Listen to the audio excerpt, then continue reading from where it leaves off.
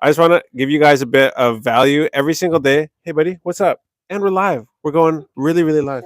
Huh? No, you guys gonna play soccer for a bit, and then I'll finish your movie. Hey, okay. This is really live, guys. This is really, really live. Yeah, what's up?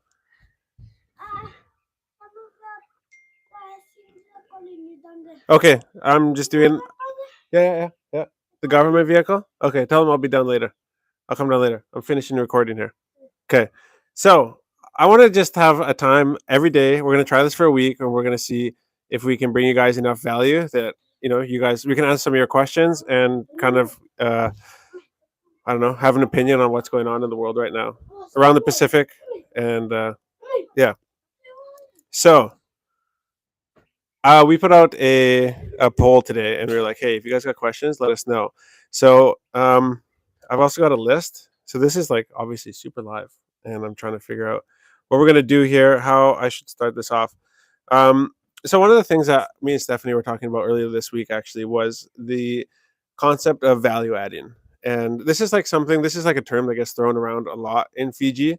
Um, is like value adding, especially in the agricultural sector, like people or even the Ministry of Agriculture or different organizations, they tell people like, "Hey, it's good to value add." But I found that a lot of people don't really know exactly what value adding means, and that means like if we have a product like say cassava or dalo, we would wash it, freeze it, package it in our own branding package, and sell that to supermarkets or export it. That's value adding. But even on a more simpler level for people, so what value adding does is, or why it's important in a country like Fiji, is because it's such a difficult. We're in the middle of nowhere. I always say that we're a rock in the middle of the Pacific. So if you want to be able to sell your products and they're going to be more expensive than everywhere else that can produce the same kind of products, we're going to have to make them unique. That's why Fiji Water's done a really good. They've done really, really well, and they've been really, really smart. Is they're selling water, but they put it in a square bottle. So like they sold Fiji because like Fiji's exotic, it's tropical, but then they put the water in a square bottle. Nobody had done that before. And so people like the square bottle. They still like the square bottle. They think it's exclusive and it's one of a kind, and it comes from a tropical place like Fiji. So if you want to break this down to something really simple, like what's a good example? Somebody who sells pineapple. So like you can go to the market and you can sell pineapple, right? You can sell the whole pineapples, or you can sell it to a guy who value adds to it by cutting it up, taking off the skin, cutting it into pieces, and then he buys a pineapple for like say for $2, and then he cuts it into quarters and he sells each quarter for $1, and now he's got $4. He bought it for two, he sells it for four. His value add is cutting the skin off, cutting it into pieces, and giving it to you ready to eat. Or I guess a person who sells like coconuts. You see the coconut trees around here. Coconuts, anybody can go get a coconut, just like I can go and cut up my own pineapple at home. But value adding gives a convenience factor as well. So Fiji water comes in a bottle. You can find it in a fridge in Utah or in Russia or wherever you are in the world. The same thing with like a coconut. Here we can go get our own coconuts, but if somebody's already brought it to the side of the road and it's $2 and they'll cut it open for you and take away the garbage, it's like $2 coin. So that's a value add. So for anybody who's wondering, like when people say value adding, there's different levels, but those are like the basic ways, and anybody can do that, I think. So if you're looking for a way to hustle, think about products that are just sold as a whole and see how you can value add to them. Um, yeah, buddy. You're bored? Okay, I'll be right with you. Another thing that I wanted to talk about. Oh yeah, we were talking about this hustler getting hustled versus being a hustler. So getting hustled means that somebody ripped you off or somebody scammed you, basically. Being a hustler, because I think Stephanie talked about this in one of our recent videos.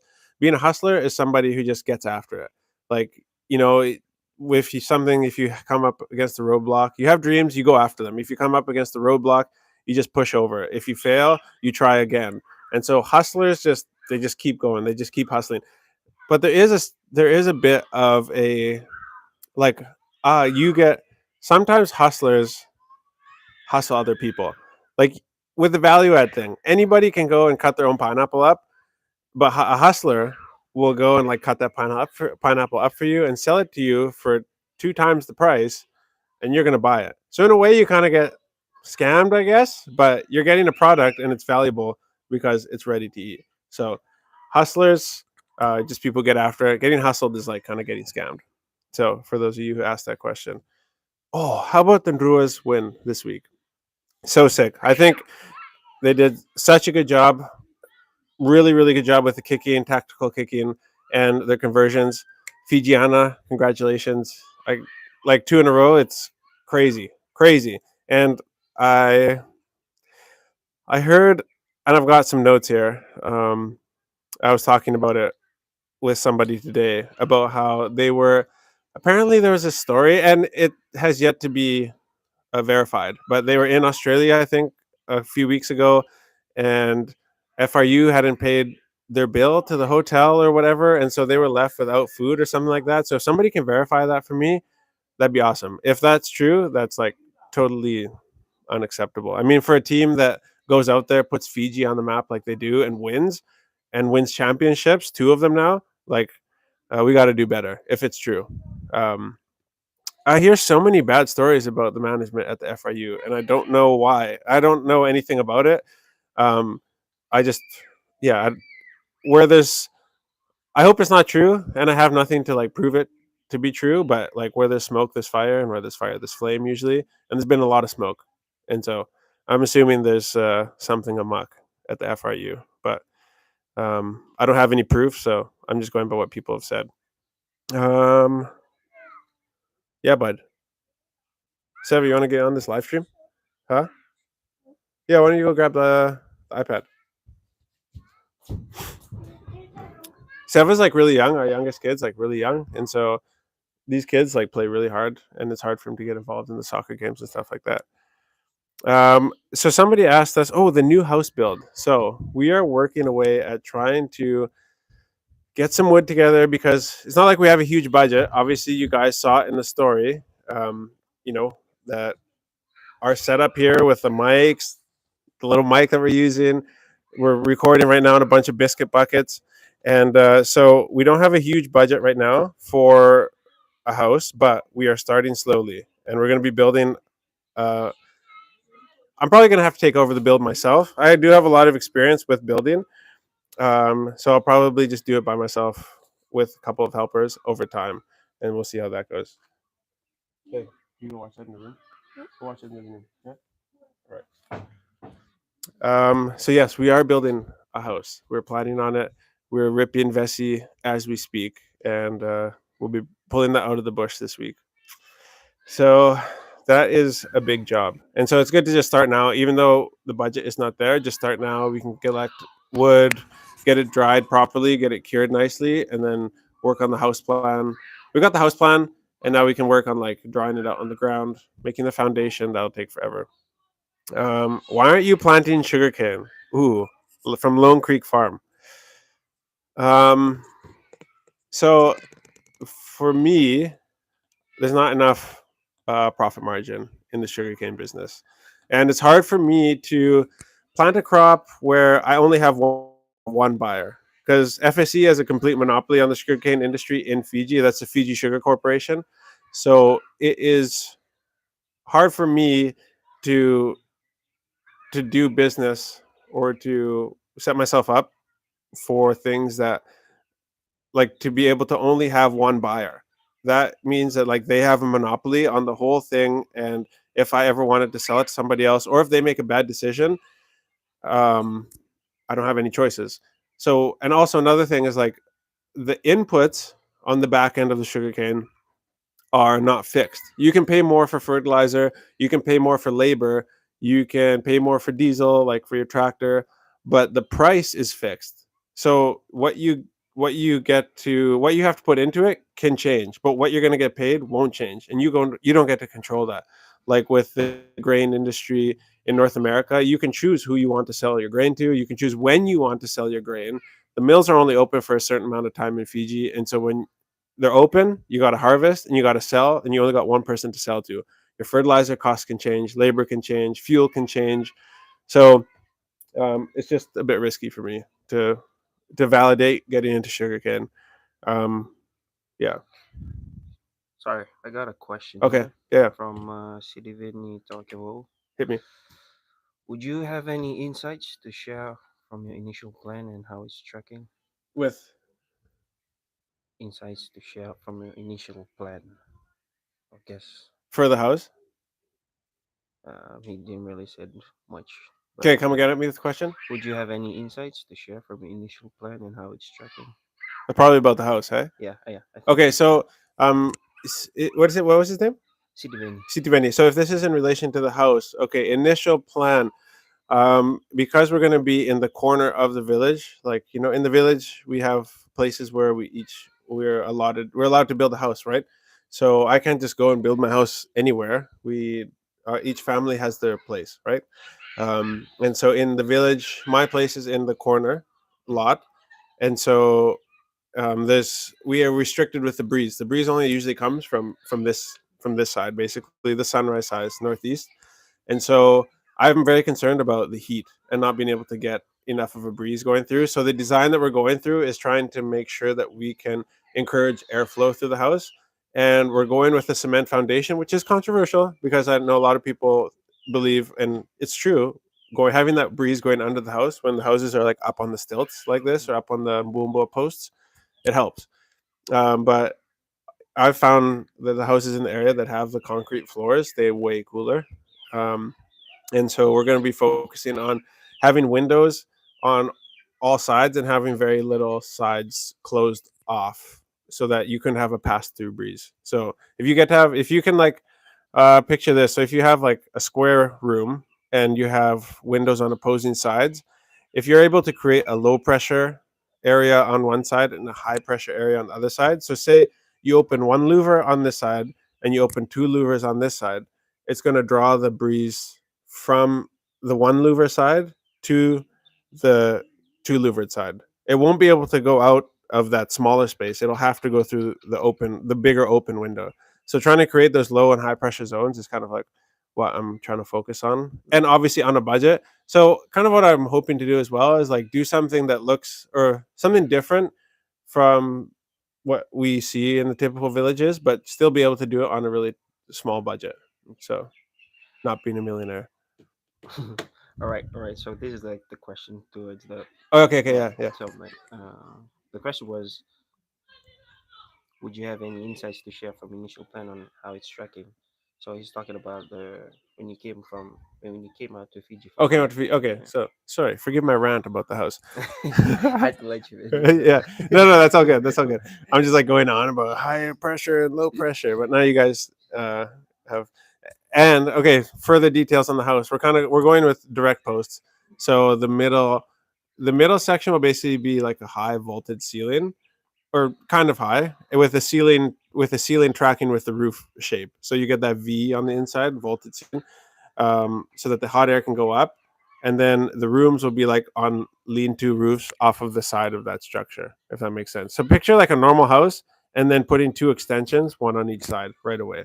So um, plans from initially coming here. So for those of you who don't know, me and Stephanie moved to Fiji in 2020 with our two kids. Our oldest is Aliki, and our youngest is Sevenaya. And our initial plan, I guess, our overall mission is to create employment opportunities. And I think that we're starting to be able to do that more and more. We did come with the plan of like really, really focusing heavy or almost solely on agriculture. That was to be backed by our business that we set up in Canada, which we still have. We have a residential cleaning company that still runs back in Canada. We set that up so it was kind of like a, what do you call, like a passive income. So we have a management, we have staff and everything that run it for us, and then we just get to take a little bit every month.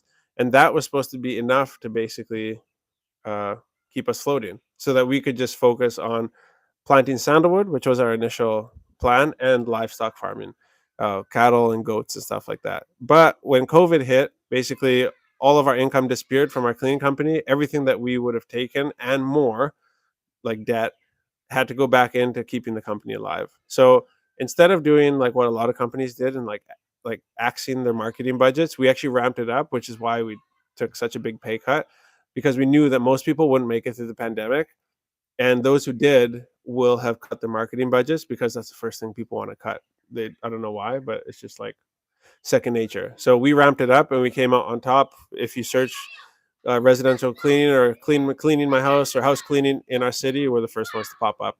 So it's paid off, and we're getting back to where we were before. So that's why we've had to come here. We've started this cafe. Well, I guess you can't call it a cafe in Fiji, but fresh tea and coffee in Sanganga, and hopefully we'll be taking that across Fiji soon. It's going really, really well, and we're creating employment opportunities. Yeah, I don't know. There's so many people leaving Fiji. Um, Lots of brain drain from the country, which I have opinions about. But yeah, it's nice to be able. I hope to be able to just create employment that makes it worthwhile for people to stay here and to enjoy living in Fiji with their families. I think there's a lot of people probably watching this. A lot of people like that follow us on Facebook and Instagram that moved away and want to come back. And I think it's also like a lot of people have good opportunities when you go overseas, and I get it. I get it why you want to go, but the grass is not always greener on the other side, and like it's hard to even explain. Like, well, I make $40 a day. I could go make $40 an hour. It's hard to even explain like how that $40 an hour can all just go away like that. Like, for example, where we live, I'm going on a rant now, but where we live in Sanganga, a single apart or what is this? Like a single or one room bedroom or one room rental, one bedroom suite is $200 Fijian a month, and the minimum wage is just over $4. So that's not very good, you might say. Um, but in Canada, minimum wage where we live is about $16. So say that the currencies are not equivalent, but say that they were $4 an hour to $16 an hour. You're talking about four four times as much. All right, so the minimum wage in Canada is four times as much as Fiji. But a one bedroom suite apartment where we come from in the city where we come from is minimum 2,000 a month. So here's 200, there's 2,000. So the minimum wage is four times as much in Canada where we live, but the housing cost is 10 times as much. So everybody just wants to look at your inputs like, oh, I get to make four times as much. But what do you do when your living costs are 10 times as much? Like, you understand, you probably understand now, like, where I'm going with this, and that, like, just because you get to make way more money doesn't mean you get more money in your pocket. Trust me. Stephanie lived a long time on paycheck to paycheck in Canada. It's not it's not everything that it seems to be, but it's good for everybody to experience if that's what you want to do. If you want to do it, go do it. And some people succeed, obviously, just like some people succeed in Fiji. So there's success to be had all over the world. Does anybody else? Mm, oh yeah, it's from Annette. Hmm. Annette. Bula, how's the coriander coming along? How long Ooh, till you harvest?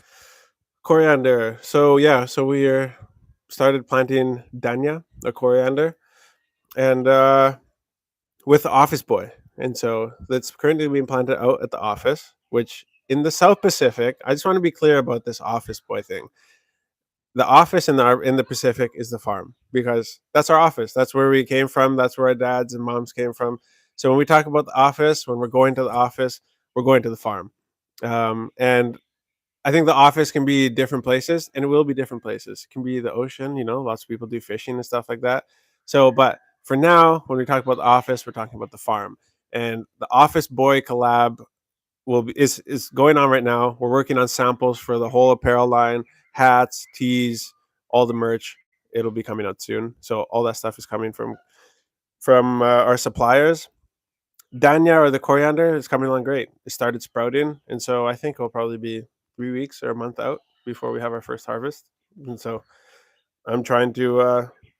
That's the thing about Fiji is because we're new at the game. We kind of just got to do it, show people that we can do it, and then take our supply to the supermarkets or to the market and see if people will buy. And so you guys know I'm here. If you guys know somebody that wants to buy coriander at scale, like we're gonna have a ton of it. So like we can ship it to Vitilevu, or we can have it for you guys to wholesale it off or whatever. Let me know. But it's going well. Mhm. I'm gonna try to answer some of these Yeah. questions. Somebody just said Diving. Diving. I like diving. I like spearfishing, which is free diving. We don't dive with tanks. We just dive on a breath hold. And so I'm not the best. I'm not experienced. I just started a few years ago, and I only get to go like once every couple months. So every time I go, I basically make no progress. It's like I'm starting over from scratch again. I don't know. I've gotten better though. I've gotten better, but I guess from a physical performance, like my breath holds and stuff like that, kind of depends on the day. Actually, I went out diving uh, probably 2 months ago, and I had 2 hours of sleep that night. I don't know why. I was really busy. I didn't get to bed till late, and then I had to wake up at 4. And that was one of my best days ever for breath holds. So I thought I was going to be like trash. I thought my breath holds were going to be terrible, but for whatever reason, my body's like, no, you do better on 2 hours of sleep. So ever since then, I've only slept 2 hours a night. Just joking. Yeah. Talk about the challenges faced by you and your family staying in the village. I think the biggest challenge is trying to host a live podcast while people are playing rugby in the background. That's the biggest challenge now. I just like the first day doing this. Um, what is the biggest challenge? I think. I yeah, I came. I was raised. Uh, like we had a lot of. I guess you didn't really. We didn't. I didn't know it at the time, but I had a lot of privacy, or I was able to like go into my room and nobody would bother me, or people would yell for me. I had to ask when I wanted to go over to my friend's house like ahead of time if I wanted to go for a sleepover. I have to like plan it like a week ahead. Because we live in these like in overseas, like for those of you who want to go overseas or those of you who live overseas right now, you live in these like communities where you're just like each place is like its own, is all gated, it's all fenced. And so like even when we had kids, like when you want to make plans to go play with other parents' kids, or your kids want to go play with their friends, it's like you got to make a call, and then you got to like set up a time and like make sure that, like everybody's in a good mood. And it's such so much work instead of this like Seva, well, he's watching a show right now, but Leaky is just like in rugby. He's like, I want to go down and play rugby. Go down and play rugby. Have fun. It's so much easier. It's like for all the struggles that there is just as many awesome things. So I think privacy's been a hard one. Like even like at the house where we're recording right now, like coming home, we share the house with a few other family members. Like coming home sometimes and somebody's there to like say like, oh, like how are you? Honestly, sometimes I want to come home and I don't want to see anybody. That sounds terrible. I'm a terrible person. I'm a terrible person. But like sometimes you don't want to talk to anybody. You just want to come home and you want to be like just go to your room and not be greeted. And that's a weird thing to say even out loud, and it sounds trashy, but it's true. Like sometimes people are here, they're like, "Hey, how's it?" Like I'll go to town for like 2 minutes and like come back because like I need to get like premix or something for the chainsaw, and I'll come back. People are like, "Bula," I'm like, "Hey, just saw you like 10 minutes ago." But yeah, no. After I'm done, keep going. Play. It's almost gonna be dark, huh? Oh, you're on live. You're live right now. Can you say hi to everybody? I'll put it on for you soon. Okay. Um. So I think the privacy part has probably been the hardest part. Um. What else has been tough? I'm trying to think. I'll think of more as we go on. Hmm. But obviously, it's not terrible because otherwise I'd have like a whole list of things like to like ream on. Maybe I just can't think of. There's a lot of stuff, but maybe I'm just not in a negative attitude right now. You called me at the wrong time. Okay. What's this? Kanito with a cow. Sorry. Maybe I'll be more negative next time. Um, Bulunaka, just a question. Did you grow up in Fiji before moving overseas and back? Okay. I was born in Fiji. I was born in Lotoka, and my parents actually lived in the Singatoka Valley. And so uh, my mom and dad were missionaries up there, and my dad was like doing like uh, their ministry was always with the Indo-Fijian community, and through the the lens, I guess, or whatever you want to call it, of like agriculture. So like agro ministry. I don't know what you want to call it, but dad was always like farming, just working alongside other people, giving them tips and tricks to help them with their farming, and so he's really passionate about that. My mom is a nurse, So after I was born here, because she's a nurse registered in Canada, a registered nurse, she has to put in a certain amount of hours every certain amount of years. So we were on this like cycle of like she could work so that she'd never lose her license. And so because my parents were missionaries, we moved back to Canada for a year or two, and then I lived in Africa for 4 years in Mozambique in Beira, and I was fluent in Portuguese at that time. And yeah, and then moved back to Canada, then moved to New Zealand, then moved to Canada, then to Fiji. Then I went to finish my high school back in Canada, and then now I'm back in Fiji. So yeah, I moved to Canada in like '05, and I was there till 20. When did we move here? 2020. So I was there for 15 years. Now I've been here for the last 3 years. So I wasn't really raised in Fiji. No. So that's why I don't have the accent. I don't look like a Fijian. I don't. Okay. Um, yeah. So that's why I don't speak the language. Uh, I can speak it. I can speak more in my dialect probably, but I can't preach a sermon. And I make lots of small grammatical, phonetical errors. Um, Understanding it much easier, and like people can't have conversations behind my back basically, and I can make out how to, like, over a whole conversation I can make out what the gist of it is if it's like really technical, but usually I'm in the know and I can speak if I'm really forced to. But in the form of like not being a kid and not being free to make mistakes, being childlike, like the video we just watched. Me and Tui just watched the video, my our content manager before this, about being childlike and what comes with like a person who is not childish but childlike, and being willing to learn, being willing to make mistakes. And I think being old and not being willing to be embarrassed or feeling like, oh, I might humiliate myself or like make myself look funny has made me not be able to like speak Fijian freely, or always be nervous like when I need to like pull it out of my belt. um, and so, yeah, I think I've talked about that on the podcast before, but that's something that I always like struggle with, I guess. How are the family, Steph and the boys, in transitioning to a new environment, culture, and people? Lavinia. Um, I think we're 3 years in now. I feel like the transition is basically finished, but I think we're in the compare game by default. I think we're in the compare game, and I don't think that's a good thing all the time, but I think I can't remember how I've said it before, but like comparison is sometimes like the mother of innovation. So sometimes comparing is not good because you just compare it like, oh, it's just not as good as that, or this is, this process is stupid, or the way they do this is silly. It can be done like this because you have context, because you have a worldview. But also sometimes comparison is like what drives.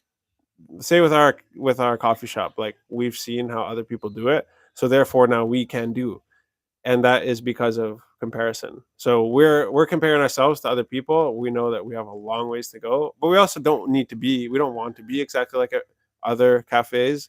That's not our style. That's not the vibe that we're going for.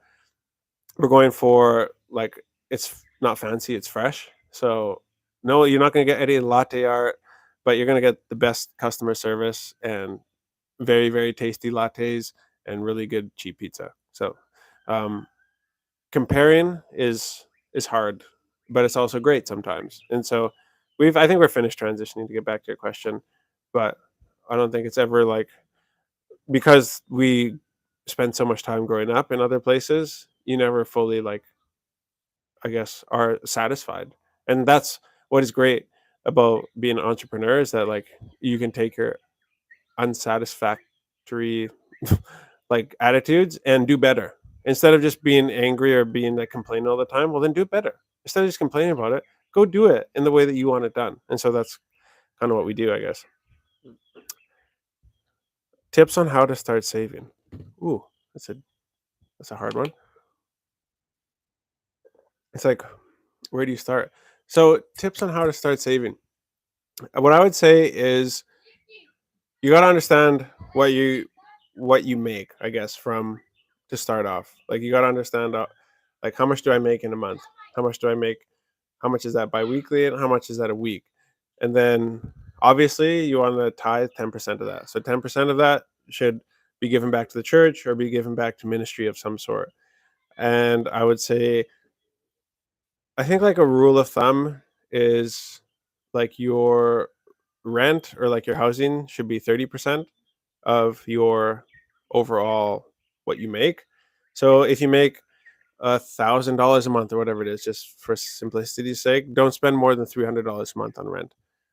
$100 of that will be given to God, and $100 that will be put into saving. Okay, so 30% for housing, 10% for God, 10% for saving. That leaves you 50% to buy your groceries and these and live off of and have fun and stuff like that. So super basic, but I guess that would be a good place to start. Understand what you make, 30% for your rent, 10% for God, 10% for saving. That means putting it away. That money, don't think of it as actually being yours.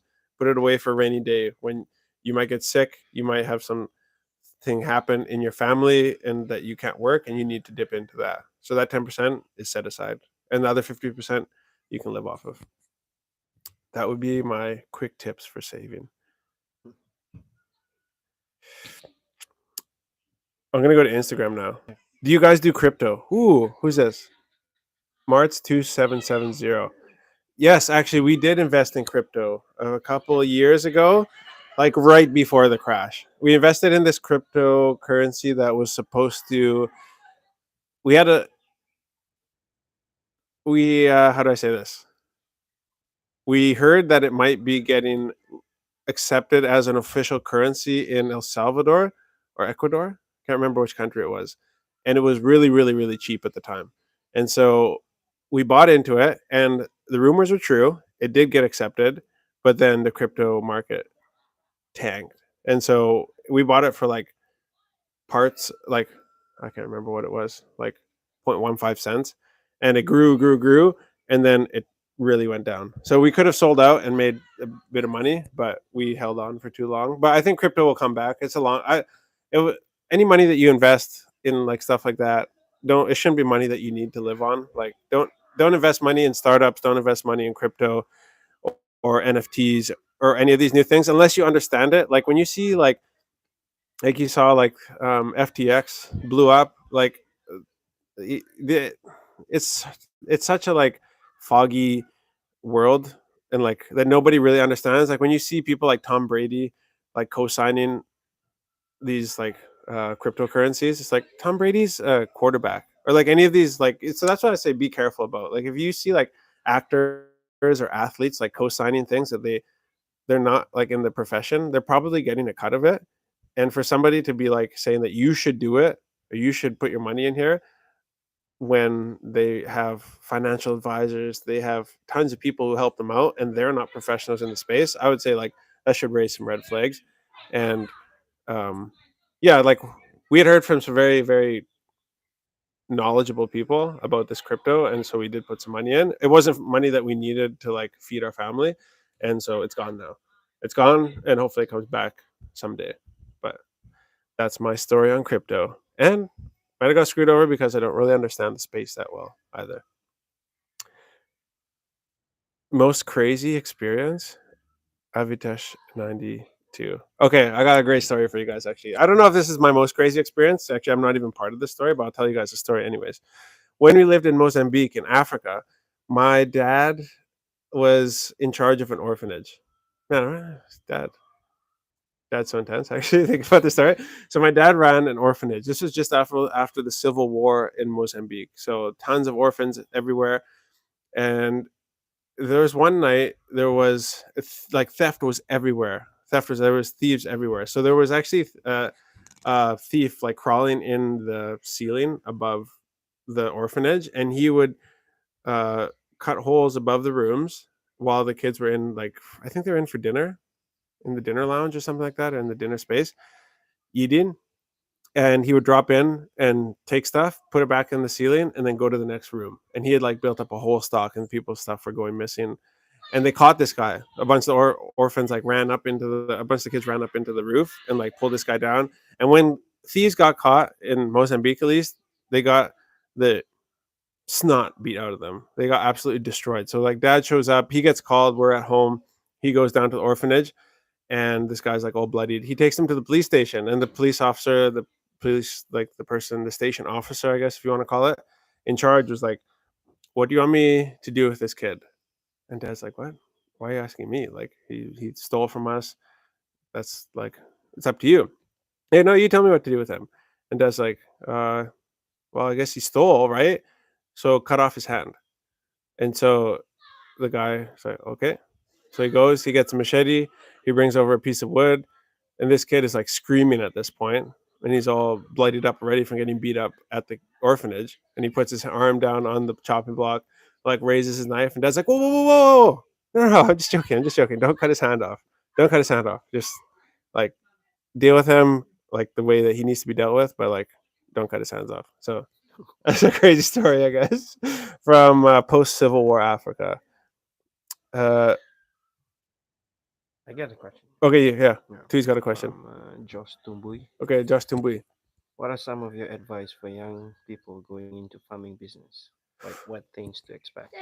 Okay, so if you're going into the farming business, I think I've made this reference before. Is that like things?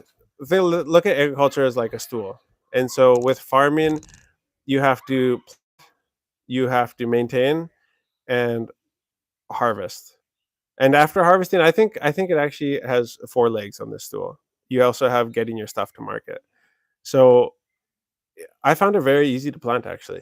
Like certain things, not hard to plant, not hard to get by fork and knife and plant if you have the planting material for whatever that is. But maintenance is a different thing. You got to now maintain. So you can plant 15,000 dalo, but do you have the manpower or the money to pay to maintain that until that's ready to be harvested? Okay, and now you harvest it. Now you got to pay for people to come harvest it if you're planting at scale. So you got to make sure you have the money for that, and then you got to get it to the market. And so if you're going to be planting at scale, you're going to be selling at scale or wholesale, and that means that you're going to be selling at a lower price than like the people sell at the market. If you're not doing this at scale and you're just doing it by yourself, just understand that you got to plant, that you got to maintain, you got to harvest, and you got to get your stuff to market. And so whatever, well, because I don't know what you're planting, that's about. I think that's the best thing. Is just like the realization of those four different factors. Yeah, when it comes to farming. Um, do I miss my old life back home? Oh yeah, for sure. There's definitely. I think I miss the. You always miss the good things about your old life. In the same way that like we get so many comments on Facebook and Instagram about like life, like people who live like in Great Britain or in the US, like oh home. It's like people loved home, but there's also like a lot of hard things about living in the village in this like community lifestyle. So I miss, and it's hard for me to acknowledge, but like it's true. I miss Canada, but I miss the things I love about Canada. I don't miss the things that were tough about Canada, like being stuck in a small house, not having my kids don't have like 1.5 acres of backyard to play with. You guys have been listening to the whole time. There's like 15 other kids here. And they're all playing, and now they're all sweaty. They're all gonna go swim down at the river. So that's awesome. And so I don't miss that about Canada. I miss fly fishing. I miss campfires with my friends. I miss camping. I miss the church that we were a part of at Sunridge. All my friends at the church. I miss serving with that church, and yeah, those are the things that I think I find tough now.